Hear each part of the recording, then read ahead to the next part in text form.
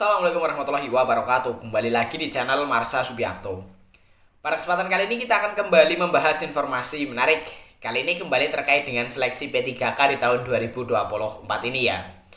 Jadi hari ini kembali ada informasi atau berita menarik berkaitan dengan seleksi P3K ini ya. Jadi ternyata ada banyak ya para honorer atau tenaga non ASN yang enggan atau tidak mau mendaftar sebagai P3K di dinas yang lain atau OPD yang lain atau SKPD yang lain. Padahal ketentuannya diperbolehkan gitu ya. Yang penting masih dalam satu instansi. Dan alasannya karena dinas di mana mereka para honorer ini bekerja sebagai honorer atau non ASN ternyata merupakan ladang basah gitu ya. Artinya mereka bisa mendapatkan honor plus-plus dari dinas ini, sehingga jika harus bekerja di lain dinas mereka takut pendapatannya malah menurun walaupun sudah diangkat menjadi P3K. Dan hal ini disampaikan oleh salah satu ketua perkumpulan honorer K2 ya. Dan untuk lebih jelasnya terkait dengan hal ini, kali ini kita akan coba lihat beritanya ya. Dan apakah teman-teman juga termasuk honorer atau tenaga non ASN yang seperti ini? Teman-teman bisa tuliskan di kolom komentar. Langsung saja berikut ini informasinya. Oke, bismillahirrahmanirrahim. Langsung saja kita mulai. Jadi inilah berita atau informasi berkaitan dengan ada banyak ya honorer yang ogah atau enggan mendaftar P3K 2024 di luar dinas asal ya. Diberitakan oleh cpn.com, judulnya banyak honorer ogah mendaftar P3K 2024 di luar dinas asal, terungkap alasannya. Kita coba bacakan ya. Banyak honorer K2 dan tenaga non ASN yang sudah masuk database BKN enggan mendaftar formasi P3K 2024 di luar dinas asal. Padahal di dinas atau satuan kerja perangkat daerah tempatnya mengabdi tidak membuka formasi jabatan mereka.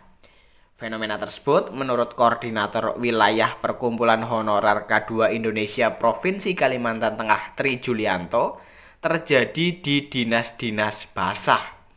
Honorer K2 dan non-ASN database BKN yang selama ini menerima honor plus-plus sudah betah di dinas asal.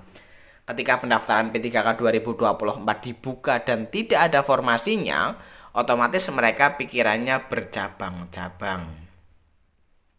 Bisa dimaklumi kalau teman-teman honorer K2 dan non-ASN di tempat basah kebingungan karena formasi di dinas asalnya tidak ada. Mau melamar ke dinas lain takut pendapatannya berkurang, ungkap Tri Julianto kepada CPNN Senin 7 Oktober 2024. Di sisi lain, lanjutnya, kalau mereka tidak mendaftar P3K 2024, tidak akan diangkat ASN P3K. Entah itu P3K paruh waktu maupun penuh waktu. Saat ini, banyak honorer yang memilih untuk menunggu petunjuk dari pemerintah atau Panselnas CASN. Apakah bisa mereka bertahan di dinas asal sembari menunggu formasi jabatannya dibuka? Butuh penegasan dari pemerintah bagaimana nasib kawan-kawan yang tempatnya bekerja tidak buka formasi dan enggan berpindah ke dinas lainnya, ucapnya. Selain itu, ada usulan dari honorer K2, bagaimana jika mereka mendaftar P3K 2024 di luar dinas asal. Namun, ketika sudah lulus P3K 2024, mereka berharap dikembalikan lagi ke dinas asal. Di sisi lain, Tri memberikan apresiasi kepada Pemprov Kalteng dan Pemkab Katingan yang peduli dengan perubahan status tenaga non-ASN.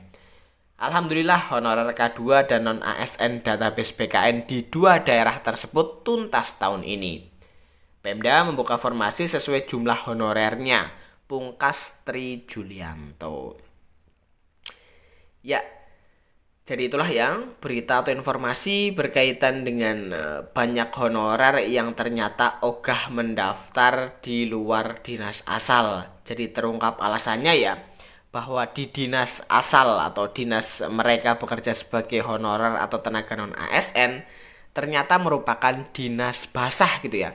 Artinya di dinas tersebut teman-teman honorer atau tenaga non ASN bisa mendapatkan gaji gitu ya, atau penghasilan di luar gaji pokok atau gaji tetap mereka gitu ya.